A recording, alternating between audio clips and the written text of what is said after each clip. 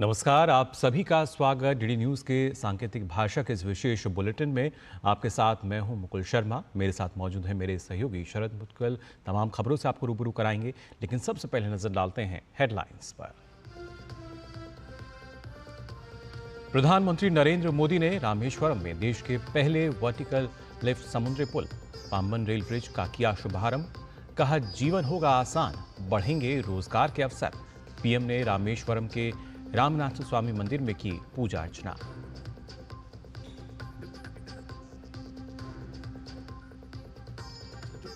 PM Modi ने अपनी यात्रा के अंतिम दिन श्रीलंका को दिया बड़ा उपहार। राष्ट्रपति सनायके के साथ भारत की मदद से तैयार 2 रेल परियोजनाओं का किया उद्घाटन।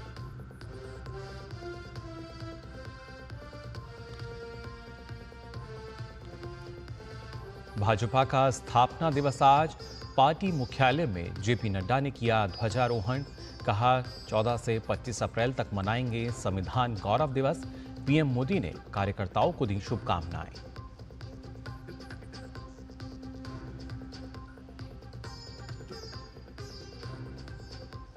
अमित शाह ने गुजरात में कई विकास परियोजनाओं का किया लोकार्पण। राजस्थान के महामृत्युंजय महायज्ञ की पूर्णाहुति कार्यक्रम में भी हुए शामिल।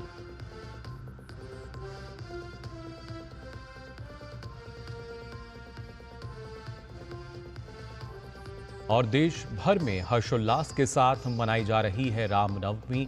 अयोध्या में रामलला का हुआ सूर्य तिलक। राष्ट्रपति द्रौपदी मुर्मू और पीएम मोदी ने दी शुभकामनाएं।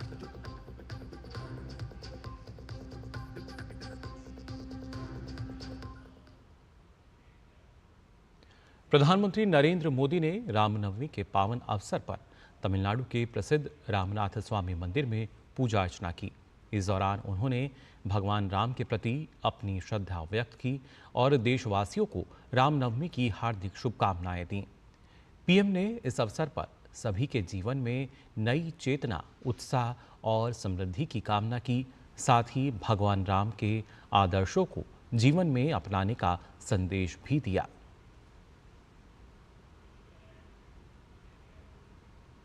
रामनवमी के अवसर पर प्रधानमंत्री नरेंद्र मोदी ने तमिलनाडु के रामेश्वरम को मुख्य भूमि से जोड़ने वाले नए पाम्बन रेल पुल का उद्घाटन किया। पीएम मोदी ने इस मौके पर रिमोट से पाम्बन रेल पुल की शुरुआत की।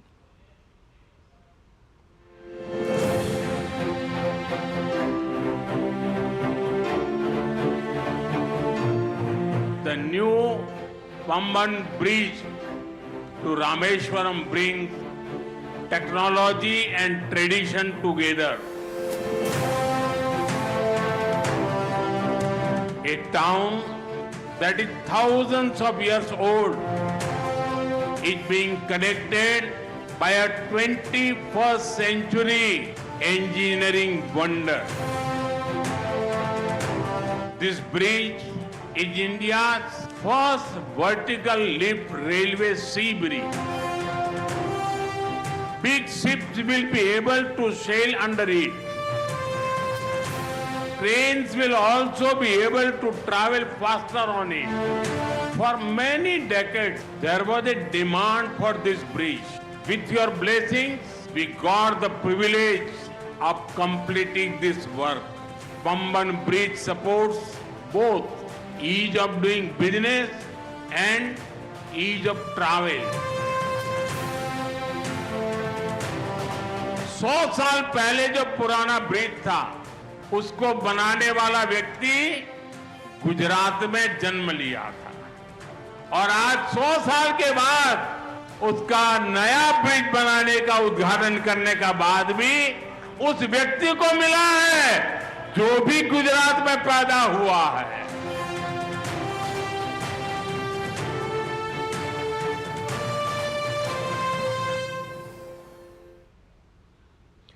प्रधानमंत्री नरेंद्र मोदी ने अपनी श्रीलंका यात्रा के दौरान कोलंबो में श्रीलंकाई क्रिकेट टीम से भी मुलाकात की। इस टीम में वो तमाम सदस्य मौजूद रहे जिन्होंने 1996 के क्रिकेट विश्व कप में भी हिस्सा लिया।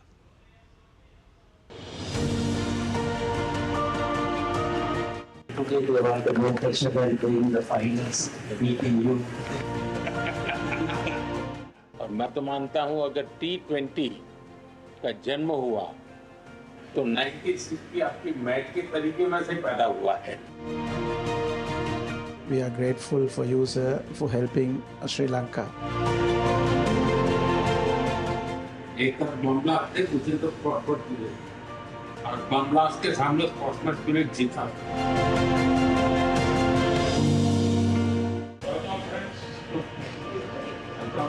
मुझे अच्छा लगा आप सबसे मिलने का अवसर मिला है। मुझे लगता है कि आपकी टीम ऐसी है जिसको आज भी हिंदुस्तान के लोग याद करते हैं।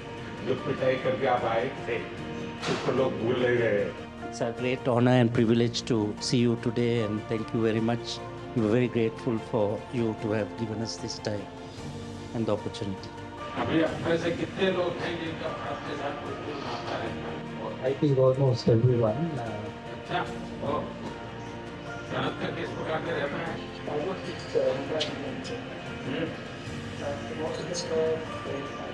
IPL खेल चुके हैं। हाँ,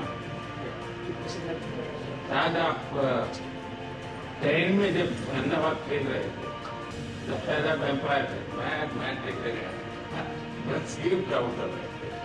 83 में जब भारत ने वर्ल्ड कप जीता और 96 में आप लोगों ने वर्ल्ड कप जीता, दोनों ने एक प्रकार से क्रिकेट दुनिया को बदल दिया। और मैं तो मानता हूं अगर T20 का जन्म हुआ तो 96 की आपके मैच के तरीके में से पैदा हुआ है। बाकी वैसे भी सुनना चाहूंगा मैं, कुछ आजकल क्या कर रहे हैं, क्या बताना चाहेंगे? अभी क्रिकेट के साथ नाता जैसा आप अभी भी कोचिंग कर रहे हैं। Most of these guys are involved with cricket at the moment, and I think today they want the more pressure than playing in the finals, meeting you. I think I will talk on a different topic where, yes, when we won the World Cup in '96, but one of the reasons why we won, because there are two teams who didn't come to Sri Lanka, West Indies and Australia. At the time, we were the number 4, yes, and India helped us, sending a team here for us to play, to show the world that it's a secure place. And that's one of the reasons that Sri Lanka went on to win the World Cup. So we are ever so grateful to India. मुझे याद है उस समय भारत ने जब निर्णय किया कि हम तो जाएंगे, क्योंकि बम ब्लास्ट के बाद सारी टीमें भाग रही थी, और मैंने देखा था कि उस समय आपके सब प्लेयर्स ने उसको बहुत अप्रिशिएट किया था कि भारत ने बहुत ही खेलदिली दिखाई है, क्योंकि जो मुसीबत श्रीलंका के लोग झेल रहे हैं उसको अपने नसीब पे नहीं छोड़ा। वे भी आए, चलो हम भी आते हैं, देखते हैं क्या होता है। तो इसको आपके यहाँ खेल जगत ने बहुत अप्रिशिएट किया था। आज भी भारत के लोग, उस स्पोर्ट्समैन स्पिरिट था उसमें, एक तरफ बम ब्लास्ट थे, दूसरी तरफ स्पोर्ट्समैन स्पिरिट था, और बम ब्लास्ट के सामने स्पोर्ट्समैन स्पिरिट जीता था। और इतना ही नहीं है, वो स्पिरिट आज भी है। जैसे 96 उस बम ब्लास्ट ने पूरे श्रीलंका को हिला दिया था। 29 में यहाँ जो बम ब्लास्ट हुआ और चर्च के अंदर जिस प्रकार की घटना हुई, उसके तुरंत बाद मैं पहला दुनिया का कोई नेता था जो श्रीलंका आया था। उस समय बम ब्लास्ट के बाद भी भारत की टीम आई थी, इस बार बम ब्लास्ट के बाद मैं आया था। बट द स्पिरिट कंटिन्यू है, श्रीलंका के हर सुख दुख में साथ रहना, ये स्पिरिट भारत का वैसा का वैसा है।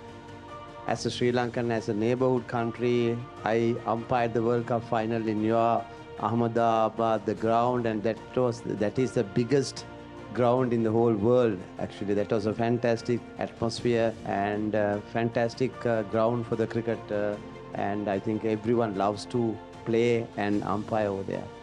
So my first tour was to India in 1990. My first year, that was my first tour. And the same memories I have because I was there in India for a month. I came about 5 days ago. We regularly visit India, and I have to say, whenever Sri Lanka in crisis, especially in financially, India always steps up and give that support. So we ever thank to India because we feel that India is our brother. So we feel home when we go to India. So thank you, sir. Thank you. like Ramesh said, when we had the unrest, the problems in Sri Lanka, we were without the petrol, diesel, no current, no lights, and I think you and the governments help us a lot. So we always grateful and thank you for helping our country. We are grateful for you, sir, for helping Sri Lanka. And also, I have a small request, sir. As a coach of Sri Lanka cricket at the moment, we play all over Sri Lanka except Jaffna. I want, as a coach of Sri Lanka cricket, I would love to, if India can help us to bring international ground in Jaffna, there will be a big help for the people in Jaffna, north and eastern part. So that we have lack at the moment. So we will not isolate a northern part. So they will also come very closely work with the Sri Lanka cricket, and we are working on it at the moment, but it will get more closer if you play international games in Jaffna. So I have a small request, if can help to bring something. मुझे जयसूर्या के मुंह से ये सारी बातें सुन करके बहुत अच्छा लग रहा है, क्योंकि ये बात सही है। जहाँ तक भारत का हमेशा ये रहता है कि नेबरहुड फर्स्ट, जितना जल्दी हम पड़ोसी देशों की किसी भी संकट में मदद कर सकते हैं। अभी आपने देखा हो म्यांमार में भूकंप आया तो हम फर्स्ट रिस्पोंडेंट थे, क्योंकि हम मानते हैं कि हमारे पड़ोस के मित्र देशों के लिए चिंता सबसे पहले करना भारत की जिम्मेवारी भी। बड़ा देश है, और जब ये आर्थिक संकट आया और बहुत बड़ी परिस्थिति थी, तो भारत का तो एक ही मत था कि भाई हम श्रीलंका इस संकट में से बाहर आना चाहिए और हम उसको पूरी मदद करेंगे। इस भूमिका से हमने ये कोशिश की, हम तो इसे अपना कर्तव्य मानते हैं।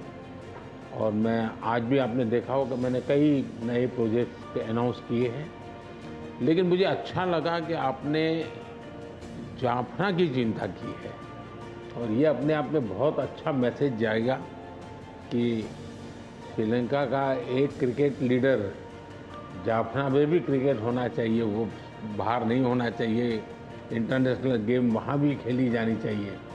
ये विचार अपने आप में बहुत बड़ी ताकत देता है, और मैं आपको विश्वास देता हूँ मेरी टीम इस पर ज़रूर कुछ नोट करेगी कैसे किया जा सकता है। लेकिन मुझे अच्छा लगा आप लोगों ने समय निकाला, पुरानी यादें ताज़ा हुई, सबके चेहरे रहने के लिए मौका मिल गया। लेकिन मैं चाहूँगा कि भारत के साथ अपना नाता बना रहें, और आप जो भी साहस करें, मेरी तरफ से जो भी आपको सहयोग हो सकता है करें।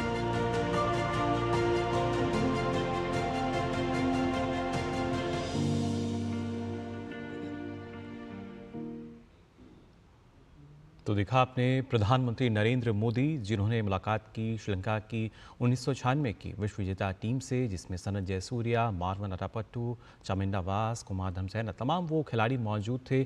और इस दौरान जो महत्वपूर्ण बात रही, यहाँ पर उन खिलाड़ियों ने प्रधानमंत्री की सराहना की, साथ ही साथ भारत को धन्यवाद दिया। जिस तरह के हालातों से श्रीलंका गुजरा है पिछले दिनों में, जिस तरह की स्थितियां रही हैं, जब आर्थिक संकट आया तो वहां भी भारत ने एक महत्वपूर्ण भूमिका निभाई, उसको इस आर्थिक संकट से उबारने के लिए, निकालने के लिए।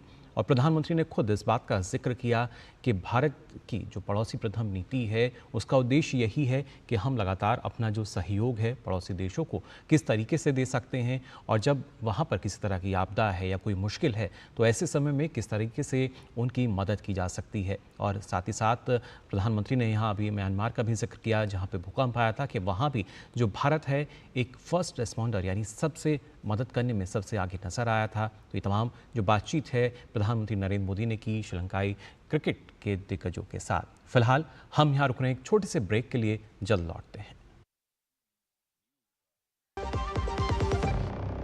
जब धरती चीर कर निकलता है लोहे का पत्थर और मिलता है मोंगिया के जोश से, फिर तपता है, पिघलता है और बनता है फौलाद। अब होता है सरिया सारी खूबियों के साथ। मोंगिया स्टील, मजबूत देश का मजबूत सरिया। जो लक्ष्य चुना था समझ आने लगा है। GLA यूनिवर्सिटी, उच्च लक्ष्य की निश्चित प्राप्ति।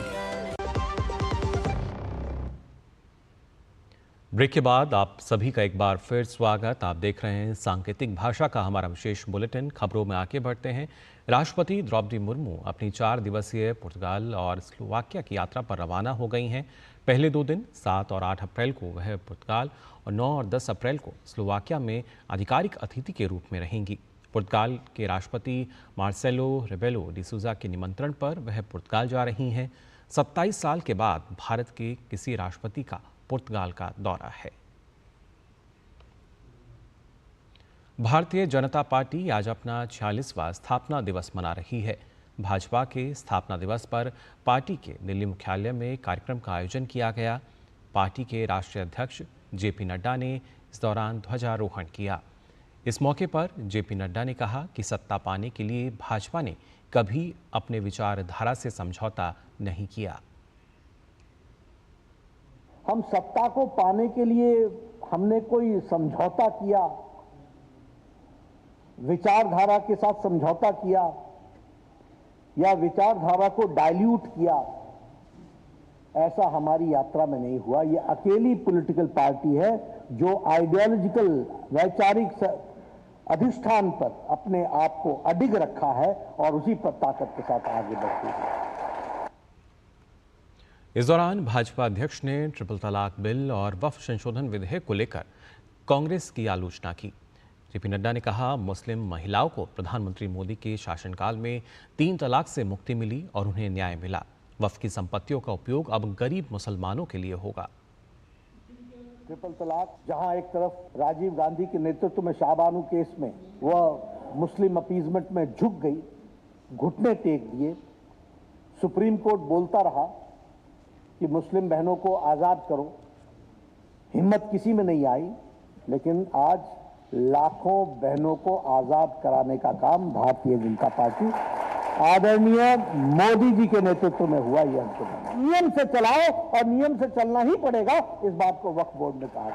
सारी प्रॉपर्टी और पावर और पैसा ये सारा मुस्लिम भाइयों के शिक्षा पर, स्वास्थ्य पर, उनके रोजगार पर लगेगा, इस बात की चिंता होनी चाहिए। बाबा साहेब भीमराव अंबेडकर के महत्वपूर्ण योगदान को देखते हुए जेपी नड्डा ने 14 अप्रैल से 25 अप्रैल तक संविधान गौरव दिवस मनाने की बात भी कही। 14 तारीख को अंबेडकर जयंती है। 14 तारीख से लेकर के 25 तारीख तक 10 दिन तक हम सब लोग संविधान गौरव दिवस भी मनाएंगे। भारत के संविधान के बनाने में, ड्राफ्टिंग में जो कंट्रीब्यूशन है और उनका जो वैचारिक अधिष्ठान है, जिसको लेकर के लेटर और स्पिरिट में भारतीय जनता पार्टी आगे बढ़ रही है, और किस तरीके से कांग्रेस ने संविधान के मूल आत्मा को कुठाराघात करने का प्रयास किया, इसका पर्दाफाश करने का काम भी हम भारतीय जनता पार्टी के कार्यकर्ता करते हैं। भारतीय जनता पार्टी के स्थापना दिवस पर प्रधानमंत्री नरेंद्र मोदी ने एक्स पर पोस्ट कर कार्यकर्ताओं को शुभकामनाएं दी। उन्होंने एक्स पर लिखा कि हमारी पार्टी की रीढ़ की हड्डी हमारे सभी मेहनती कार्यकर्ताओं को मेरी शुभकामनाएं। वो ज़मीन पर सक्रिय रूप से काम करते हैं और हमारे सुशासन के एजेंडे को आगे बढ़ा रहे हैं। मुझे इस बात पर गर्व है कि हमारे कार्यकर्ता देश के हर हिस्से में 24 घंटे काम कर रहे हैं और गरीबों, वंचितों और हाशिए पर पड़े लोगों की सेवा कर रहे हैं। उनकी ऊर्जा और उत्साह वाकई प्रेरणादायी है।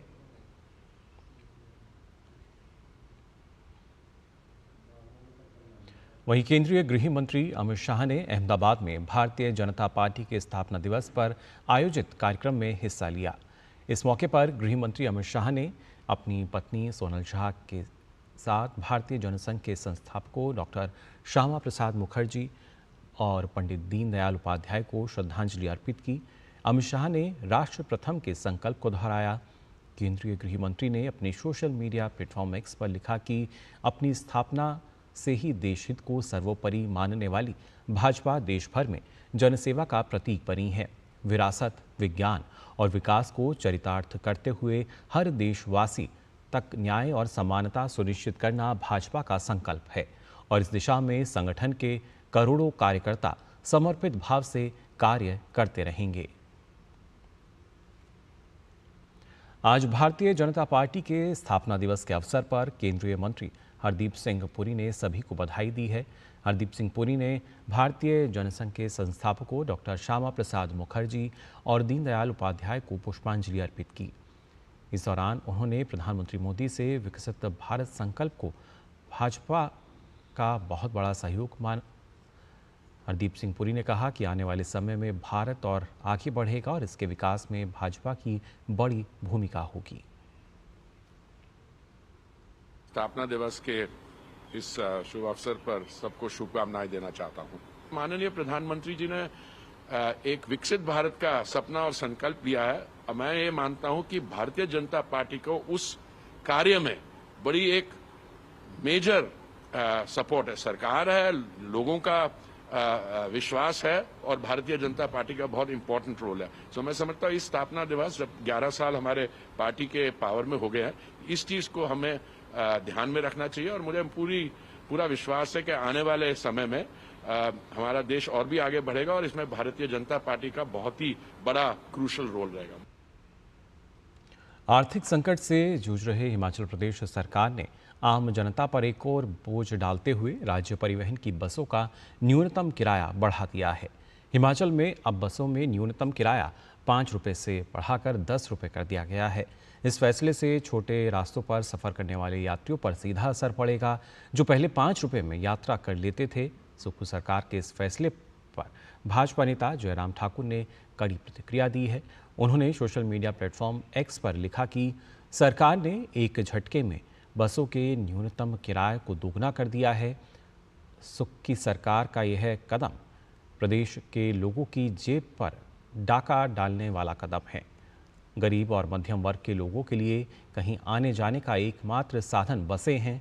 ऐसे में सरकार का यह फैसला प्रदेश के गरीब और मध्यम वर्ग पर किसी आफत से कम नहीं है। सुक्खू सरकार प्रदेश में विकास के सारे काम बंद कर चुकी है, रोजगार के सारे रास्ते छीन रही है और महंगाई बढ़ाकर लोगों का जीना मुश्किल कर रही है। सरकार को अपने फैसले पर पुनर्विचार करना चाहिए। यह फैसला हिमाचल के आम गरीब व्यक्ति के खिलाफ है। रामनवमी का पर्व देश भर में धूमधाम से मनाया जा रहा है। इस बीच पश्चिम बंगाल के आसनसोल में भाजपा नेता अखिलेश पॉल ने रामनवमी के अवसर पर आयोजित कार्यक्रम में भाग लिया और जय श्री राम के नारे लगाए। पश्चिम बंगाल में रामनवमी के मौके पर भाजपा नेता और कार्यकर्ताओं ने शोभा यात्रा भी निकाली। इस मौके पर भाजपा नेत्री लॉकेट चटर्जी ने कहा कि पश्चिम बंगाल में अब घर घर में राम छा गए हैं। घर घर से लोग एकदम रास्ते के ऊपर है। रामनवमी को मनाया जा रहा है जैसे दुर्गा पूजा हम लोग मनाते हैं। आप पश्चिम बंगाल में सबसे बड़ा गर्व का बात है, पूरा देश में राम छा गए हैं। पश्चिम बंगाल में घर घर में भी राम छा गए हैं। परमिशन का जरूरत नहीं होता है, ये हम लोग का धर्म का है। अगर दुर्गा पूजा में कोई विसर्जन के लिए अगर ये पश्चिम बंगाल में सिर्फ परमिशन मांगते हैं, बाकी जगह में नहीं होता है। धर्म का बात है, यहाँ पे किसी को कोर्ट से हम लोग कोर्ट से परमिशन लेना पड़ता है, पुलिस से परमिशन नहीं देंगे। पुलिस अभी कैडर हो गया है, पुलिस अभी पुलिस नहीं है। म्यांमार में आए विनाशकारी भूकंप के बाद भारत इस कठिन समय में म्यांमार की हर संभव मदद कर रहा है। एनडीआरएफ की टीमें मलबे में फंसे लोगों को निकालने और ज़रूरतमंदों तक सहायता पहुंचाने के लिए दिन रात काम कर रही हैं। हमारे संवाददाता तापस भट्टाचार्य ने म्यांमार के मांडले शहर में एनडीआरएफ के कमांडिंग ऑफिसर पीके तिवारी से बचाव अभियान को लेकर बातचीत की। इस वक्त मैं आ चुका हूँ मांडले में। एनडीआरएफ की टीम जोर शोर से काम कर रही है। इनफैक्ट 2-3 दिन से लगातार ये लोग रात दिन बैठ के काम कर रहे हैं। और मेरे साथ पीके तिवारी है जो इस पूरे जगह का इंचार्ज है। और ये एक मॉनेस्ट्री है और ये सबसे ज्यादा प्रभावित हुआ इस पूरे जगह पे। कितना महत्वपूर्ण था और कितना इंपॉर्टेंट है, यहाँ पे आप लोग आए हैं और इतना भयावह सिचुएशन है इस टाइम पे। डेफिनेटली ये बहुत ही डिफिकल्ट सिचुएशन है। यहाँ पे जो 7.7 मैग्नीट्यूड का अर्थक्वेक आया है, ये बहुत ही डिवास्टेटिंग और इससे कई बिल्डिंग जो पैनकेक कोलैप्स में चले गए। पैनकेक सबसे डिफिकल्ट होता है क्योंकि उसमें वाइड स्पेसेज कम बचते हैं, इसीलिए लाइफ विक्टिम की संभावना कम होती है। हमने 30 तारीख रात में यहाँ पे आते ही सबसे पहले डॉग सर्च और टेक्निकल सर्च करके ये यकीन किया कि इसमें कोई जिंदा विक्टिम नहीं बचा है। लेकिन चूंकि इसमें जो बताया गया था एडमिनिस्ट्रेशन के द्वारा 270 मॉन्क थे उस टाइम पे कोई उनके ट्रेनिंग सेशन के लिए, जिसमें से 100-125 को निकाला जा चुका है। फिर भी 150 के करीब लोग इसमें फंसे हुए हैं। तो हमने इसको टॉप प्रायोरिटी देते हुए 30 तारीख की रात से ही ऑपरेशन शुरू कर दिया और अभी चौथा दिन है। हमने लगभग 1.5 फ्लोर कट करके अभी तक 11 डेड बॉडीज हमने रिट्रीव किया। मैं आपसे और जानना चाहता हूँ कि ये तो है क्रिटिकल, थोड़ा सा बताइए कि कितना डिफिकल्ट रहा जगह थोड़ा थोड़ा करके काट के ये सब चीजें करना। यहाँ पे मैंने सुना था कि चाइनीज लोग भी आए थे, कुछ और भी कंट्रीज के लोग आए थे, लेकिन वो छोड़ के जा रहे हैं क्योंकि उनसे नहीं हो पा रहा था। आप लोगों ने फिर टेक ओवर किया उसके बाद। जो सामने बिल्डिंग आप देख रहे हैं, जो इसी का एडजेसेंट बिल्डिंग है जी, ये उसमें काफी दरारें पड़ रखी है जी। और लगातार भागों में आफ्टर शॉक्स आ रहे हैं। जब भी आफ्टर शॉक आ रहा है तब बिल्डिंग जो क्रैक दीवार है बुरी तरीके से वाइब्रेट करती है और यहाँ पे एस्केप रूट भी अभी हमारे पास लिमिटेड है। यदि ये बिल्डिंग गिरी तो रेस्क्यूअर की जान को खतरा होगा, इसीलिए बार बार व्यवधान आ रहा है हमें ऑपरेशन करने में। कब तक लगता है कि ये चीज क्लियर होने की उम्मीद है? अभी चौथा दिन है हमारा। हम उम्मीद करते हैं कि अगले 4 से 5 दिनों में, चूंकि ये बहुत डिफिकल्ट है पूरी छत को काट के एक एक आदमी को सेफली निकालना, मतलब डेड बॉडी को भी सेफली एक्सट्रिकेट करना, तो अगले 4 से 5 दिनों में रात दिन काम करके हम निकालने की स्थिति में हो गए और उसी के लिए हम प्रयासरत हैं। थैंक यू, बहुत बहुत शुक्रिया हमसे बात करने के लिए। ये थे पीके तिवारी, इस जगह के इंचार्ज, और मंडालय में एनडीआरएफ ने झंडा गाड़ रखा है। आप देख सकते हैं भारी मात्रा में ये लोग काम कर रहे हैं। बहुत क्रिटिकल है, बहुत एक तरह से आसान नहीं है यहाँ पे इस तरीके से काम करना, लेकिन एनडीआरएफ है तो सब मुमकिन है। क्या पर्सन कैंप संजय जैना के साथ मैं तापस भट्टाचार्य, दूरदर्शन समाचार, मंडाले, म्यांमार। प्रधानमंत्री नरेंद्र मोदी ने रामेश्वरम में पाम्बन रेल पुल को देश को समर्पित किया है।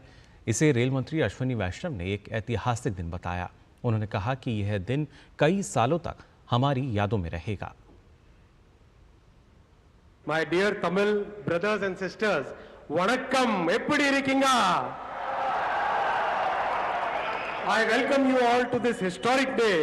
ரொம்ப நல்ல நாள். Today is a very auspicious day. It is a day every Tamil will feel connected with. It's the day of Ramanavami. It's a day when our Prime Minister, Thiru Modi avargale, has dedicated the new Pamban Bridge to the nation. It is a day which will remain in our memory for more than 100 years. Nuru Varsham. Pamban Bridge is an engineering marvel. It's the first vertical sea bridge in our country. It brings the world's best technology to Tamil Nadu. Fitness के संदेश को जन जन तक पहुंचाने और fit India मुहिम को आगे बढ़ाते हुए दिल्ली के मेजर ध्यानचंद नेशनल स्टेडियम में fit India Sunday on cycling का आयोजन हुआ। तो वहीं केंद्रीय खेल मंत्री डॉक्टर मनसुख मांडविया ने राजकोट में सैकड़ों लोगों के साथ साइकिलिंग करते हुए वो नजर आए।